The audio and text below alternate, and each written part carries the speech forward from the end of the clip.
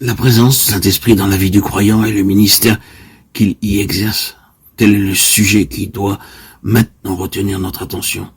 Bon nombre d'enfants de Dieu, nous en sommes bien sûrs, sont loin d'être au clair sur cette question. C'est peut-être un des points sur lesquels la confusion est la plus générale. Les différents termes employés par la parole de Dieu à ce sujet sont fréquemment pris les uns pour les autres, parce qu'on ne discerne pas la signification propre qui s'attache à chacun d'eux. Le Nouveau Testament nous parle de croyants qui furent baptisés de l'Esprit. Ailleurs, il est dit « remplis de l'Esprit » ou « scellés par l'Esprit » ou encore « oint ». La distinction à faire entre ces différents termes n'est pas sans importance. Nous n'avons du reste pas l'intention de nous livrer ici à une étude, une méditation sur ces différentes significations. Non. Nous nous bornerons ici à signaler la chose. Peut-être qu'au cours de notre exposé, la lumière se fera d'elle-même sur certaines distinctions qui s'imposent. Ce que nous avons particulièrement sur le cœur aujourd'hui, et dans les prochains audios que je vais vous publier, c'est cet aspect particulier de l'œuvre du Saint-Esprit, qui est représenté par le mot onction, ou qu'est-ce que l'onction du Saint-Esprit? L'onction ne se distingue pas nécessairement de la réception pure et simple du Saint-Esprit. Nous pouvons recevoir le Saint-Esprit et être loin du même coup.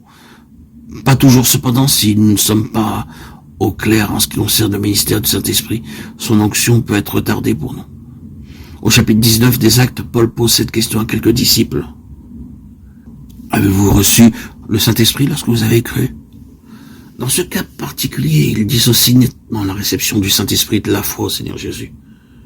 Or, le contexte montre clairement que sur cette question essentielle, les disciples interpellés n'étaient absolument pas éclairés. Ils sont dans l'ignorance la plus complète de l'existence même du Saint-Esprit.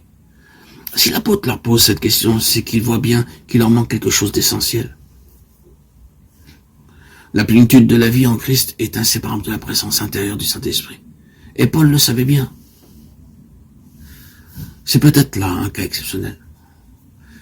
Dans la plupart des exemples qui nous sont donnés dans le Nouveau Testament, la venue du Saint-Esprit coïncide avec l'acte de foi au Seigneur Jésus. Croire, se consacrer, s'abandonner au gouvernement souverain de Jésus-Christ. Et il n'en faut pas plus pour que le Saint-Esprit prenne possession de nous, même dans sa plénitude.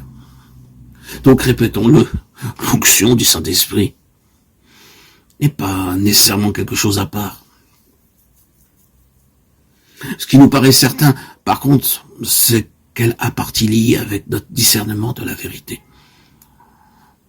C'est quelque chose qui doit être compris, assimilé, intégré.